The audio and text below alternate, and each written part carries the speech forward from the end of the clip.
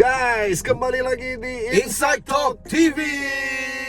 Nah, kali ini kita memasuki Insight masih jalan-jalan. Kali ini kita akan mengunjungi salah seorang sahabat kita. Yap. Dia ini memiliki cerita yang sangat bagus, Yap. sangat inspiratif, Benar. bisa menjadi contoh bagi viewers kita. Yap. Karena pengalaman hidupnya ini sangat banyak, Benar. baik dari perjalanannya, dari remaja, dewasa, banyak cerita-cerita di masa kelamnya sampai dia memasuki masa yang perubahan yang luar biasa. Kita akan langsung menuju. Ya, ke namun rumahnya. kali ini kita akan fokus ke topik narkoba. Betul. Guys, kita akan langsung menuju ke sana. Jumpa di rumahnya. Bye-bye. Guys, Insight Yes. Talk TV kali ini menghadirkan sosok yang saya sebut dulunya adalah calon mafia yang tidak kesampaian, terakhir menjadi calon pendeta. Mau ke hitam, kembali ke putih. Iya, jadi kenalkan Mr. Apong.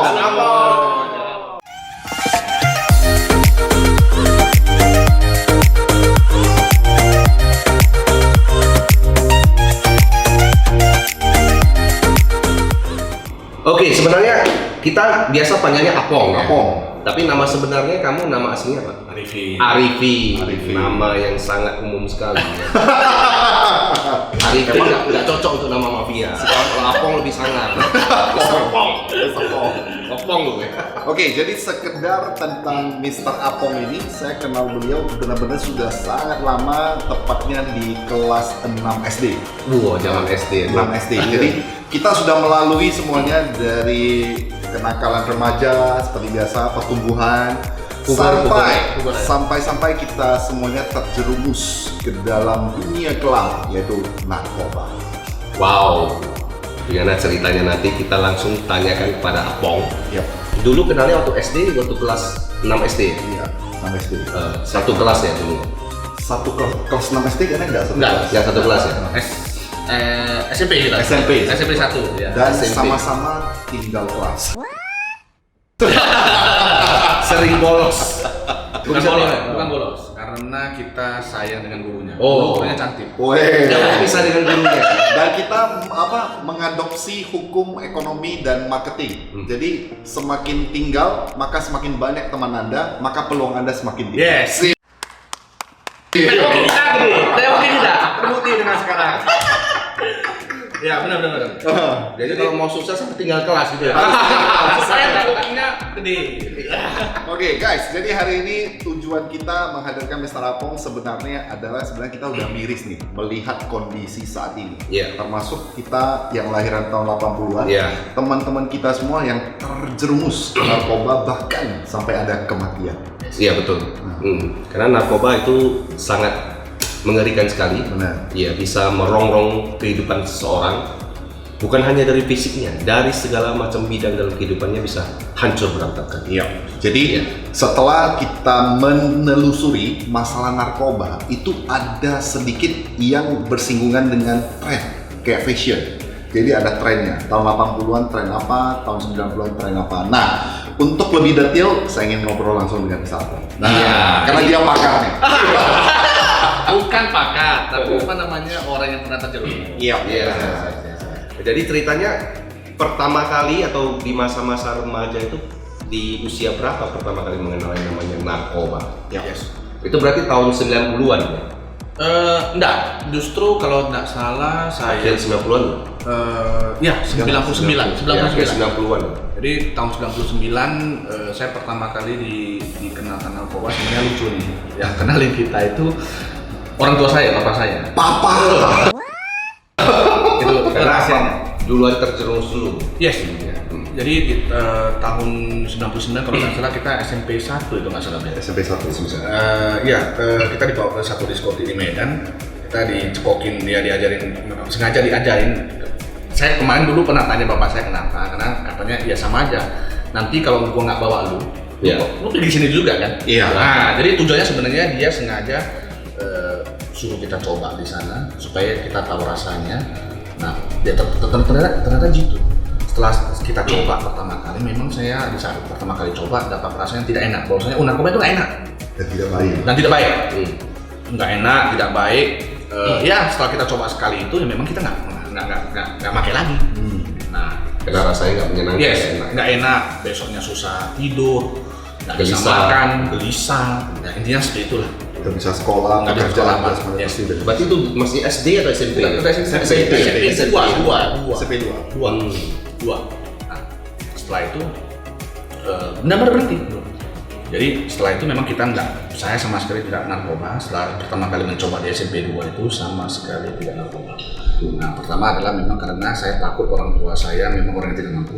Yap. Makanya kita tidak narkoba. Itu narkoba yang coba itu jenis apa? Jenis ekstasi. Ekstasi. Karena memang di zaman itu Karena Ekstasi zamannya lagi ekstasi lagi tren. Ya, jadi di masa-masa seperti itu, di masa itu ekstasi itu ya sangat lagi happening dan sangat Happening, tren. ya. Ya, dengan saya. Jadi Menjadi lifestyle di kala itu. benar. Tahun 90-an ekstasi itu saking ngetrennya mengalahkan BTS saat ini.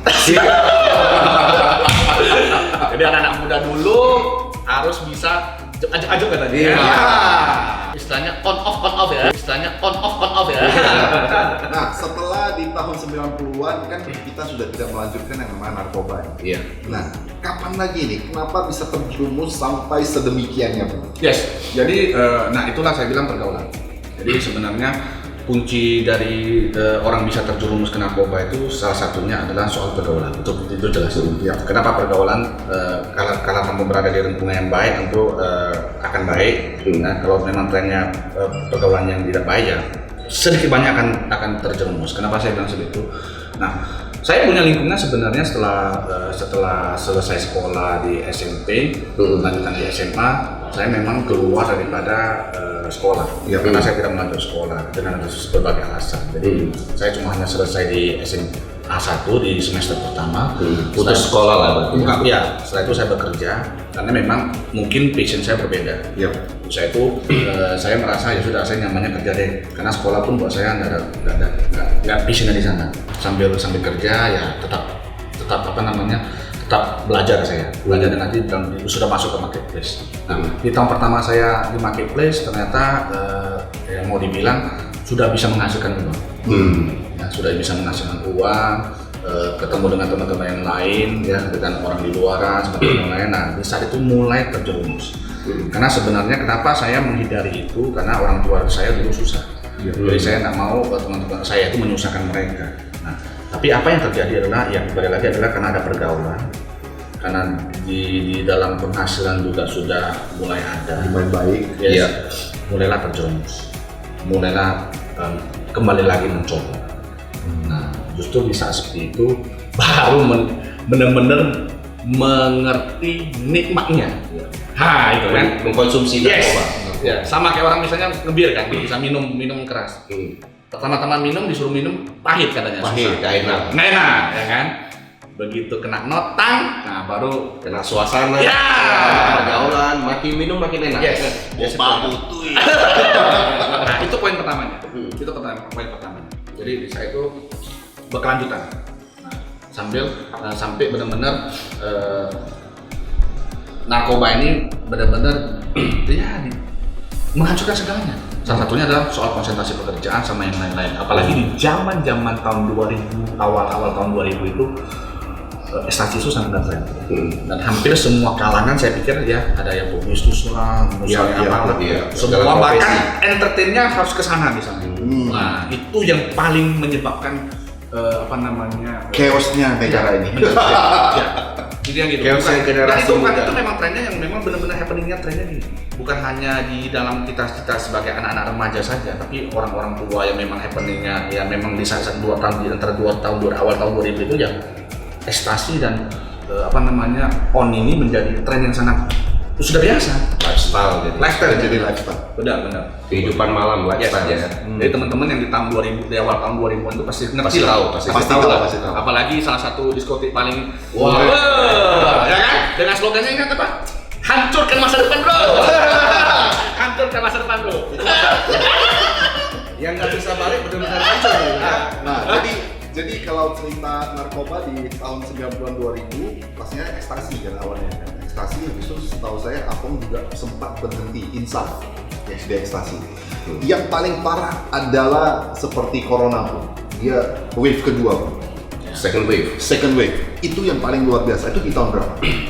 Di tahun 2010 tepatnya. Jadi di tahun 2010 itu saya sudah mulai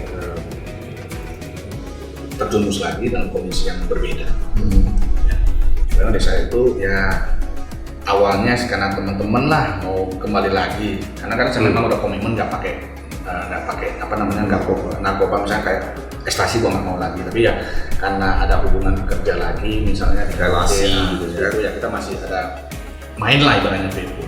Nah awal-awal sih hanya konsumsi kayak Happy Five standarisasi gitu. Yes. Nah itu juga jadi tren di zaman-zaman tahun 2000-an itu memang ya Happy Five itu juga jadi tren. Nah setelah itu mulai karena di 2011 kalau mulai ada banyak masalah di pekerjaan bahkan anak saya yang kedua sakit, alibinya ke sana. Nah bahkan terjumusnya ada di narkoba jadi sabu. Kenapa sabu?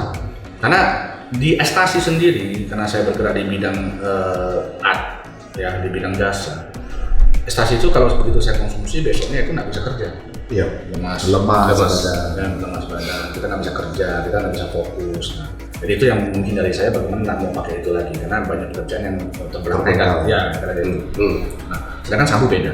Sabu begitu kamu pakai, ya kan. Pertama adalah dengan kondisi sedikit pun dia akan pacu otak kita untuk bekerja berpikir.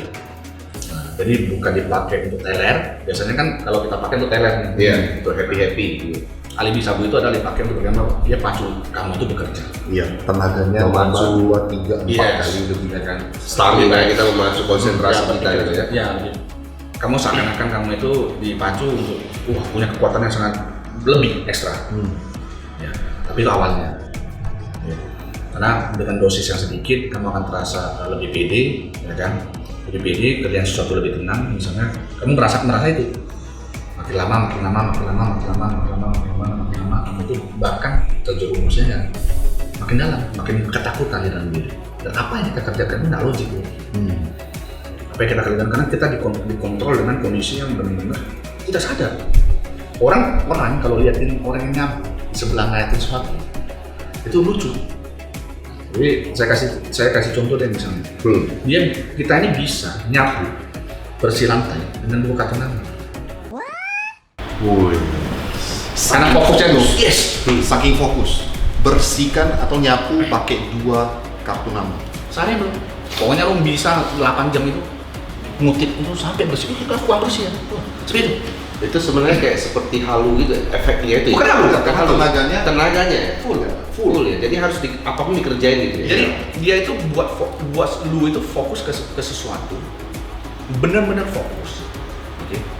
Tapi tak selesai. Perfect. Lu bisa fokus ke satu tempat itu fokus benar. Nah itu yang dipakai otaknya gitu. Nah dan bisa 1 tambah 1 itu jelas 2. Nah lu bisa buat segala alasan bahwasanya itu lebih dari 2. Iya. Bisa jadi jendela. Nah,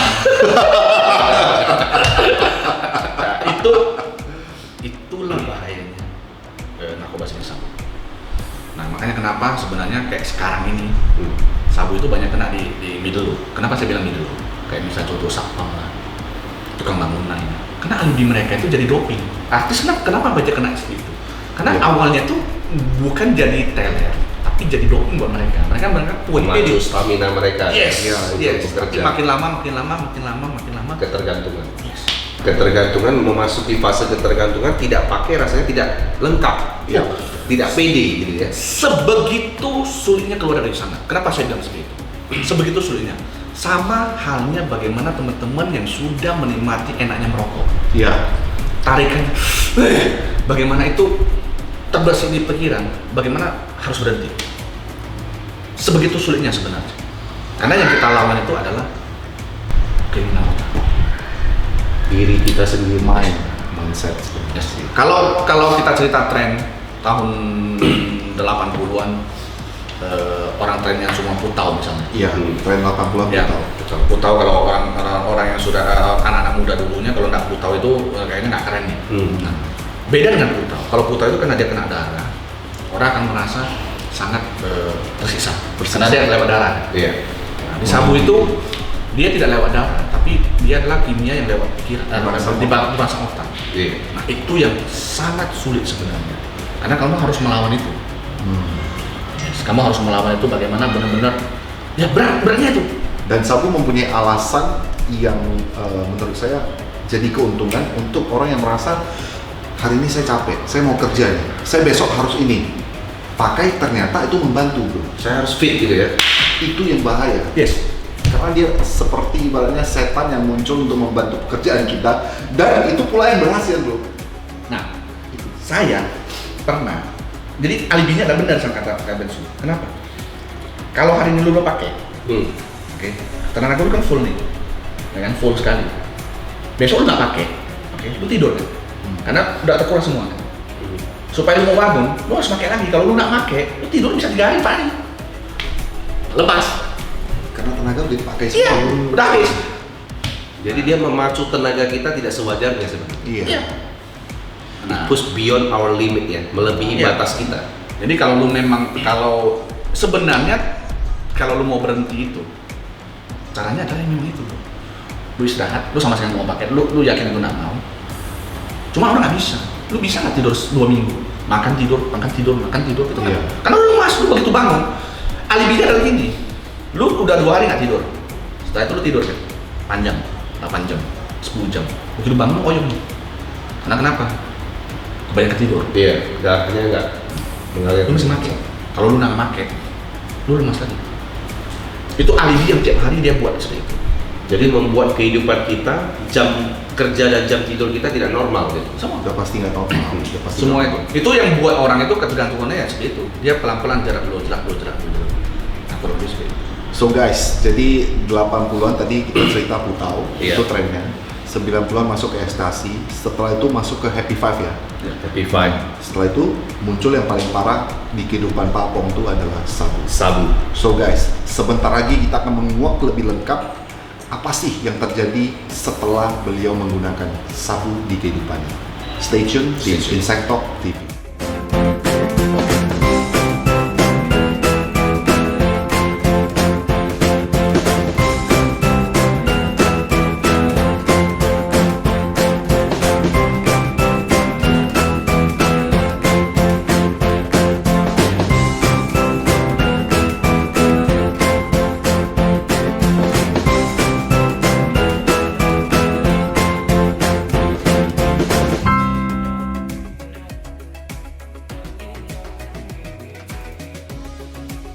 Guys, kita lanjut lagi bahwasannya sabu yang mempengaruhi kehidupan Mr. Apong tadi yang terakhir ya. Iya, betul.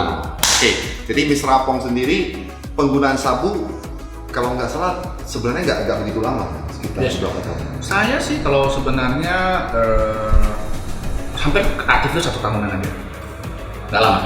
1 tahun. Karena memang saya bukan pemakai yang saya ini biasa gini seperti Bensu ini. Saya ini bukan roller coaster, langsung Ya, bungee jumping. langsung. Bungee jumping. Jadi kalau saya bilang sih saya ini chicken. Ya. Jadi kalau mau main sampai mampus baru balik. Nah, jadi bukan orang yang sebenarnya pakainya ada yang puluhan tahun, mungkin teman-teman yang lain ada yang pakai terjerumus puluhan tahun. Tapi saya dalam 1 tahun itu adalah fully. Jadi fully itu adalah Nah, jadi kenapa saya bilang 1 tahun itu all out?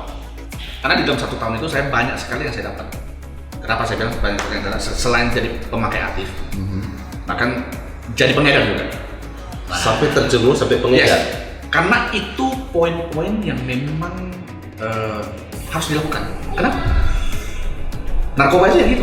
Waktu lu pakai karena barangnya mahal, nggak ada duit, biasa otak bisnis, lu harus bisnis kan? Harus jual. gitu. Harus jual. Alibinya kenapa? Karena lu bisa pakai gratis. Benar. Nah, karena itu jadi kebutuhan kan? Betul.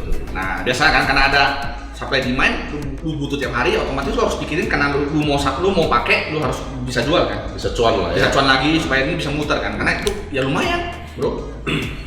Nah, fase memakai sabu itu membuat kamu sampai berubah menjadi pengedarnya, yang menjual lah di bandar ceritanya.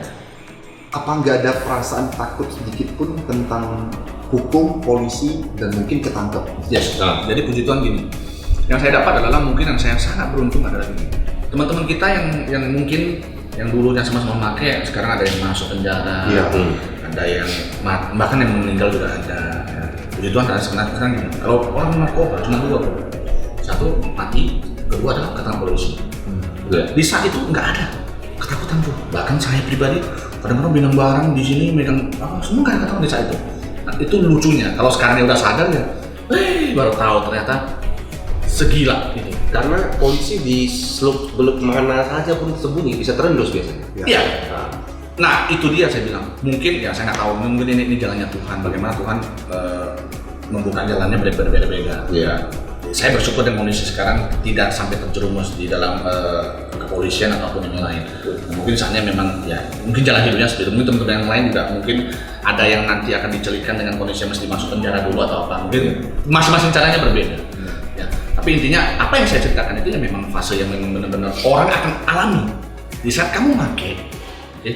Kamu akan masuk dalam fase itu. Bahwasanya kamu harus siap untuk menjual. Karena untuk kebutuhan kan. Nah, kalau saya bilang sih bukan itu. Kebutuhan adalah manusia dia punya cara untuk bagaimana lu bertahan hidup. Ya. Kalau contoh kalau lu di hutan nggak makan ya lu terlalu stres kan. Sama. Karena lu ada kebutuhan itu. Betul. Harus kebutuhan cari itu. makan nanti makan. Ya, intinya itu fase yang memang kalau saya bilang pemakai narkoba, semua pemakai narkoba itu adalah fase itu. Yang benar-benar ya bro. Benar-benar memakai itu jadi kan adalah fase itu, karena fasenya adalah ya dia harus menjual untuk bagaimana memenuhi kebutuhan dia. Kalau enggak,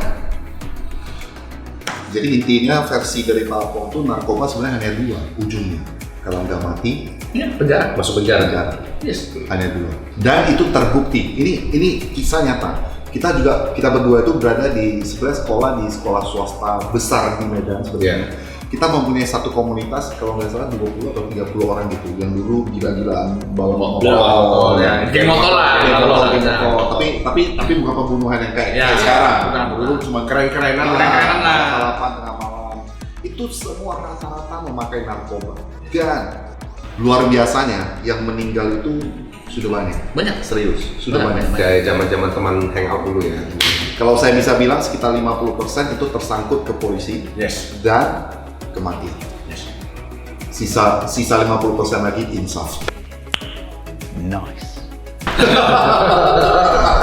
Dan semua juga bos. Masih ada yang masih mungkin lagi berjuang. Sebenarnya. Yes. Jadi kami harap untuk teman-teman kita juga yang satu letting semoga segera bertobat. Iya, karena narkoba itu seperti saya bilang di awal tuh bisa merorong di segala lini kehidupan kita. Nah, dari Apong sendiri apa yang berefek negatif di kehidupan kamu karena narkoba itu? Banyak. Di dalam kehidupan. Yang saya syukurin sebenarnya kalau negatifnya sih banyak sekali. Pertama adalah gini, mungkin salah satunya adalah hubungan teman. Jadi karena narkoba itu yang seharusnya kita bisa happy, saling baik-baikan semua. Karena narkoba itu banyak teman-teman yang jadinya salah paham. Kita banyak melukai orang. Karena tahulah orang kalau tidak sadar, ya olah lagi. Ya. Karena sering berprasangka buruk karena kira-kira banyak karena itu kita nggak bisa cerita karena satu pihak, karena kadang-kadang karena punya kebutuhan, mau tak mau kita terpepet, mesti bohongi teman misalnya. Iya. Ya kan, mesti kecewa teman. Simpelnya begitu. Simpelnya adalah kalau kita pakai narkoba itu selalu berpikir gimana cara duit di kantong R itu bisa pindah. Tapi dengan cara yang aneh. Aneh. Nah itu salah satu yang mungkin kalau dari segi pertemanan. Ya. Banyak teman yang mungkin dulunya saya kecewakan, ya saya minta maaf, itu jelas. Ya.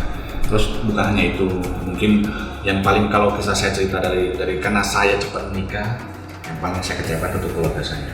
Benar. Ya, karena di saat saya masih terjun narkoba itu saya sudah berkeluarga.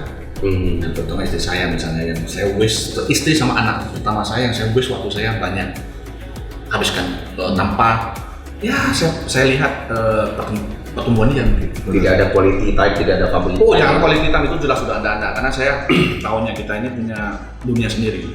Pokok jangankan jalan-jalan bro, asal malam minggu ayo Hajar. Ini pasti udah. Nggak ada yang bisa ganggu di saat itu. Jadi, ya itu yang terjadi. Jadi keluarga kita cuma narkoba lah ya, pecandu-pecandu yang lain ya, gitu ya. Ada duit pun, dapat uang, yang kita pikirkan adalah ancua, ime, ayo cuyo, Ajar. yes.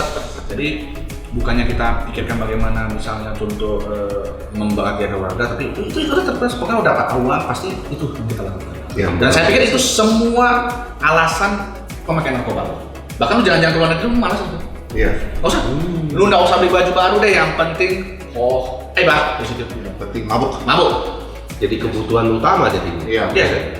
Narkoba itu orang yang bernulis itu. Jadi lu nggak punya keinginan untuk misalnya makan enak, pakai pakaian baik, atau jalan-jalan kemana, nggak ada. Sampai-sampai ada satu teman saya, ini kita kenal nih, teman dekat juga nih.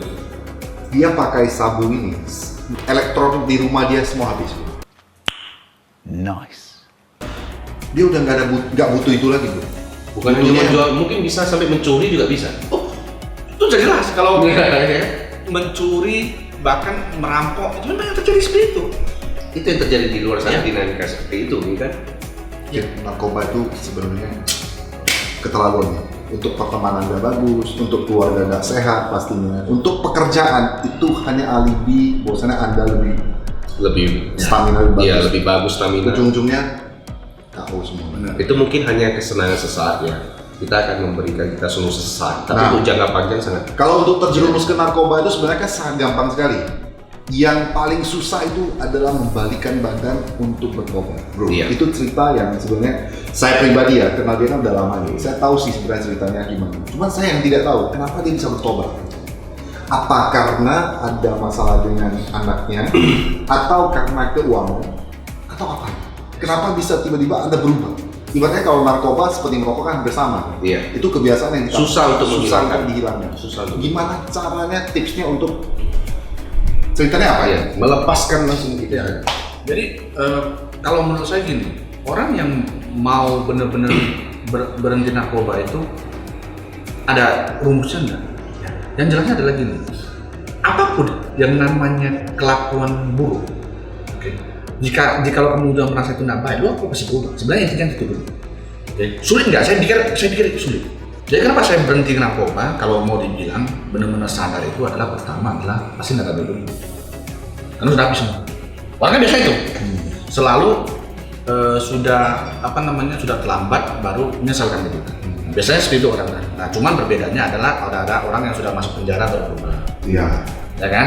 Ada yang sudah mulai sakit, udah sakit, misalnya baru berubah. Baru mau bertobat. Nah, puji Tuhannya adalah di saat itu saya benar-benar, kenapa saya berubah? Di saat itu benar-benar saya berubah itu karena saya sudah titik yang paling rendah. Duit tak ada, barang tak ada, nggak bisa pakai lagi, udah nggak ada lagi. Jadi di saat saya recover diri itu, mungkin Tuhan kasih hidayah atau apalah saya lihat anak saya yang sakit dan yang kedua itu sakit dan kondisinya memang riwayat.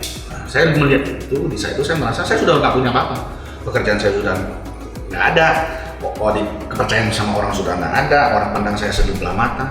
Teman-teman mungkin Udah pasti tidak ada lagi, gitu. udah pasti Meninggalkan tidak. kita. Semua tidak ada. Karena memang di orang yang narkoba pasti dijauhin. Udah jelas pasti dijauhin. Nah di satu saya berhenti untuk benar-benar memakai. Tapi nggak segampang itu bro. Jadi fasenya memang ada kan. Jadi fasenya begitu saya udah bilang saya mau berhenti pun ada punya uang, itulah jangan narkoba. Tetap nggak segampang itu berhenti bro. Saya masih ingat kok. Begitu udah selesai tidur, masih ngolah istri saya lagi, motor masih saya masukkan lagi untuk beli narkoba. Ya benar. Jadi godaan itu masih ada. tetap ada, nggak bisa ngomong. Jadi udah begitu udah terletak 2 minggu nggak pakai pun, bro. Udah jelas nih, saya mau sadar nih. Oke, mau berhenti. Tapi ya udah begitu pegang uang, lu tetap harus cari barang itu lagi. Maksudnya saya kalau nggak salah, setelah itu 2 kali. Saya masih ingat pertama kali setelah motor saya kedekan, saya masih beli barang. Saya masih beli setengah G, saya pakai. Nah, istri saya gedor, marah-marah, biarin, nangis-nangis dia, saya biarin. Setelah itu, kedua kali saya masih lakukan itu. Ketiga kali pun sebenarnya hampir kejadian, cuma tuh nggak jadi karena duitnya ada, PD-nya udah hilang, nggak dapat PD-nya lagi. Oh, itu masalahnya, sumbernya hilang. Nah, oke. Nah, bagaimana orang akan berhenti itu? Itu adalah pertama adalah menyadari ini. Itu yang saya katakan. Kedua adalah benar-benar harus keluar dari komunitas itu. Jadi lu nggak bisa masih di dalam komunitas itu. Jadi teman-temannya masih pakai. Jauhi. Tinggalkan lingkungan itu ya. Cari lingkungan yang benar-benar Positif. positif. Sampai benar-benar ingat ya, itu yang saya bilang. Bukan sampai benar-benar itu kamu merasa positif. Karena kenapa? Orang selalu bilang gini, saya ini sudah berhenti 10 tahun. Oke. Yang namanya berhenti narkoba itu adalah satu, saya bilang, ini yang saya dapat. Kamu dianggap berhasil, bisa kamu meninggal atau mati dalam keadaan itu baru kamu berhenti. Ya. Bukan 30 tahun sudah berhenti, tapi pakai lagi itu sama aja.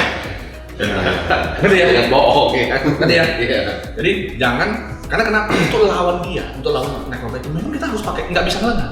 Nggak bisa, oh saya udah 10 tahun udah berhenti, nggak bisa. Jadi anak-anak narkoba, mau lawan narkoba, tetap harus berusaha. Setiap hari bahwasanya kita tidak akan pernah pakai lagi. Intinya itu, dan jauh itu semua. Itu baru kita bisa menang. Tapi kalau kita lengah sedikit, saya jamin 10 tahun lagi, dan masuk lagi. 10 tahun dia masuk lagi. Karena godaan itu senantiasa bisa menyerang. Banyak, datang. banyak sekali. Bisa stres, bisa punya masalah, bisa punya uang juga. Iya. Oh, Saya bisa beli, saya bisa happy. karena laki-laki yang paling besar itu adalah di saat kita berhasil. Gitu ya. Kalau bolui kan, mau kayak gini. Iya. Gak ada duit, gak ada masalah. Begitu ada uang kesuksesan itu, Merasa semuanya bisa dibeli. itu yang buat kita Terjerumus. ya. Kembali lagi adalah soal mindset saya bilang. Ya. Cari lingkungan yang benar-benar positif. Jadi jauhi itu semua. Saya pikir semua. Semuanya tergantung pada mindset kita sebenarnya. Ya. Dan keinginan Kemauan. terbesar kita lah, tekad kita. Karena kita musuh yang paling besar dari diri kita sendiri. Benar. Nah sekarang yang paling saya aneh, tadi kamu bilang udah terlanjur sampai menjadi pengedarnya gitu. Pengedar pasti dapat duit banyak dong. Kenapa bisa sampai nggak ada duit maksudnya? Yes. Nah, di dalam bisnis narkoba sama terutama sabu ini, itulah saya bilang kadang-kadang kita jadi orang bego yang dibegokin. Kenapa? Ya kan? Orang menganggap bisnis narkoba itu benar, menggiurkan. Yes. Kalau lu nggak pakai lu. Masalahnya adalah lu alibinya adalah lu jual, lu pakai. Besar pasak daripada dia bro. Selesai. Makanya lebih banyak, Iya. lebih banyak ya. Bener kan? Ya kan? Itu yang dia buat jadi bisnis tetap jalan, make lu gede. Iya, habisnya bocor. Uang iblis makan setan. Iya. Selesai lah. Selesai. ceritanya. Jadi itu yang mereka pakai untuk bagaimana menjerat kita. Kecuali lu bilang lu bisnisnya lu nggak pakai, misalnya. Ya, iya lu nampak uangnya lu untung kan. Masalahnya bisa nggak? Nah, kalau lu misalnya bisnis nggak pakai, nggak mungkin. Kan gitu? Nggak mungkin bener. Nggak mungkin. Susah juga. Nggak bisa, nggak mungkin lu mau ngapain? Bener. Ibaratnya orang mau jual makan harus ngetes dulu nih manis itu kayak gitu ya. Iya. Fly. Nggak mungkin. Nggak. Kalau memang yang namanya lu nggak make tapi lu jual, berarti lu memang berbisnis di sektor itu. Kita cerita itu. Iya. Kita kan nggak cerita itu. Kita cerita bagaimana orang yang narkoba dan sindikat ini menjerat kita. Iya. Anak-anak muda kita kan dia dikat tren, disuruh make, ya kan? Setelah itu dipakai kaki tangannya untuk itu kan. Iya. Nah itu secara tidak langsung seperti itu. Itu marketing manajemen. Secara tidak langsung kita menjadi marketingnya. Iya benar. Ya, harus. bandar narkoba. Dan ini kan Pemakai sekaligus marketingnya gitu. kan. benar. Dan ini kan memang udah berjalan berpuluh-puluh tahun dengan kondisi yang seperti itu. Udah lama nih dulu. Ya kan? Cara dijadikan tren, ya kan? Disuruh pakai, setelah itu ya disuruh terus Iya. harus jual. Benar tuh, jadikan tren, jadikan kebutuhan, ya kan? Lu jadi pengedar, lu jadi pemakai. Waduh. Ya benar kan bro? Komplit. Sama kayak sepeda bro sekarang ya, benar. Iya, pakai sepeda. Bro. Sekarang jadi tren dulu. Setelah itu orang yang di dalam itu harus jual sepeda kan bro? Iya. Nggak mungkin lu jual sepeda nggak pakai sepeda bro. Yes, this is marketing system. Benar. Itu dalam hal yang positif. Iya. Nah, tapi kalau yang negatif jangan. Ya. Hai narkoba jangan dekat. Memang susah. Luar biasa susah. Luar biasa nih Mr. Ampong nih sebenarnya. Bisa.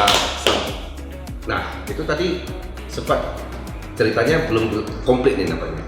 Bagaimana bisa keluar Iya. penuh Yes, jadi Berapa lama prosesnya? puji Tuhan saya kalau mau dibilang keluar dari narkoba tentu saya pikir bukan hanya dari saya pribadi, seperti tadi saya bilang setelah BD-nya nggak ada, hilang misalnya. Nah, mungkin salah satunya karunia dari Tuhan. Oke. Saya seakan gampang saja bro.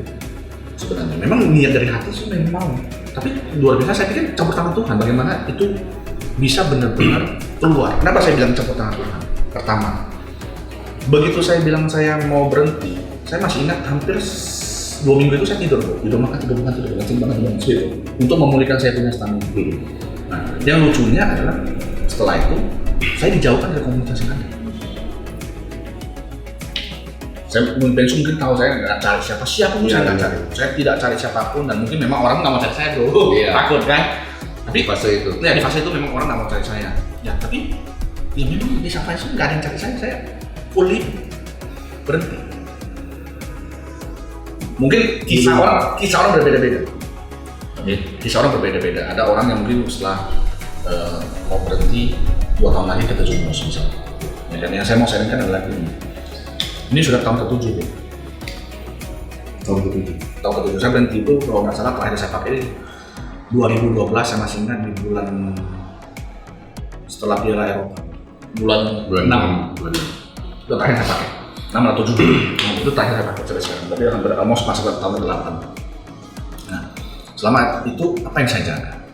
Itu adalah saya berada di komunitas yang baik, teman-teman yang berada di komunitas yang benar-benar bisa mensupport saya. Sampai saat ini, saya bukan bilang apakah saya berhasil sekarang, no. Saya masih berusaha untuk bagaimana keluar dari sana dari hati ya, tetap menjaga itu. Karena seperti saya bilang tadi, orang yang benar-benar akan menang itu di saat dia meninggal itu dalam keadaan nggak pakai. Jadi itu nggak tahu kapan. Apakah 30 tahun kemudian kita nggak tahu. Tapi yang saya bilang adalah untuk narkoba jangan lengah. Bahkan saya bilang 8 tahun ini apakah berhasil belum? Kedepannya belum tahu bro. Karena kita belum tahu bagaimana jalannya, bagaimana kondisinya kita belum tahu. Yang jelasnya adalah kita tetap harus benar-benar komitmen dengan hati kita. Karena kalau saya itu bukan jalan satu-satunya untuk mencapai segala kesukaran. Ya kan? Intinya adalah tetap waspada. Iya. Untuk narkoba itu tetap harus waspada. Intinya untuk mau hilangkan narkoba dari kebiasaan kita itu bisa. Pasti. Karena kenapa? Yang namanya mau rehabilitasi apapun caranya itu hanya membantu. Tapi kalau dari niat diri tidak ada. Sama saja. Saya pikir sama. Keluar rehabilitasi terjerumus lagi. Yes, ketemu lagi. Orang akan ketemu banyak kondisi yang berbeda. Tentunya ya saya bilang tidak semua orang beruntung seperti kita. Yang tiba-tiba bisa dijauhkan dari kondisi itu. Saya mungkin orang yang beruntung seperti itu, tapi nggak semua. Tapi itu pun kemarin, sekarang pun kan kita belum tahu. Kedepannya kita belum tahu. Nah, tentu saya juga harus memposisikan diri saya di dalam posisi dan keadaan yang benar-benar positif. Kalau tidak, tahun 2 tahun kemudian misalnya bisa aja terjerumus lagi di kondisi yang berbeda. Semoga tidak. Yes, I hope so. Karena dalam kondisi sekarang dengan keadaan yang ada, mudah-mudahan tidak akan dapat lingkungan yang tidak bagus. Nah guys, inti pembicaraan dari tadi pastinya narkoba itu tidak ada satu titik pun baiknya. Iya. Sebenarnya ya, tidak ada baiknya. Kenapa harus mencoba? Betul. Nah bagi Anda yang mempunyai suami, anak, istri, orang tua yang terjerumus ke narkoba, mohon Anda semuanya memberikan support kepada mereka supaya mereka juga bisa berhenti seperti Mr. Apong. Iya. Support keluarga penting. Itu paling Support penting. keluarga. Kita harus mengeluarkan dia dari lingkungan yang negatif, orang-orang yang negatif, pergaulan yang negatif. Dan yang penting setelah ada keluar dari lingkungan negatif, support dari keluarga dan tekad diri. Jangan ditinggalkan bro. Jangan ditinggalkan. Jangan dibenci, jangan ditinggalkan bro. Berikan Karena dukungan. Semua orang yang terjerumus itu butuh dukungan, butuh rangkulan, butuh pelukan. Jadi ada sanak saudara siapapun keluarga dekat kita yang benar-benar terjerumus, jangan ditinggalkan. Justru malah ditinggalkan, mereka akan terjerumus makin dalam. Bagaimana kita harus angkat mereka, dukung mereka. Betul, yes, luar biasa sekali ceritanya. Sangat menginspirasi ya. Semoga apa yang diceritakan Apong di sini bisa memberikan setitik pencerahan bagi viewers kita bahwa narkoba itu tidak ada baiknya sama sekali. Jangan percaya narkoba adalah tren. Hilangkan itu. Yes. Tidak ada tren di narkoba. Iya, bagus cari tren BTS saja ya. Benar. Sepeda kan lah. Sepeda oke. Ya. Sepeda boleh beli, 70 juta boleh beli, 2 juta juga boleh beli. Tapi satu hal, jangan lawan arah. Itu bahaya loh. Bahaya. Sekarang makin luar biasa yang bawa sepeda. Iya. Karena lawan arah loh. Iya. Bahaya. Nah guys, kayaknya sepertinya kita cukup untuk sesi hari ini bersama Mr. Apong. Mungkin kita akan mencari waktu lagi untuk beliau untuk share lebih dalam lagi. Iya, karena kalau kita gali terus ini nampaknya 3 hari 3 malam nggak selesai. Sepertinya nggak selesai. Iya, nggak selesai. Kita ambil intinya aja. Semoga apa yang diceritakan Apong bisa memberikan makna positif bagi Anda semua. Pesan terakhir, tinggalkan narkoba. Sampai Say no to jumpa drugs. di video selanjutnya. Bye.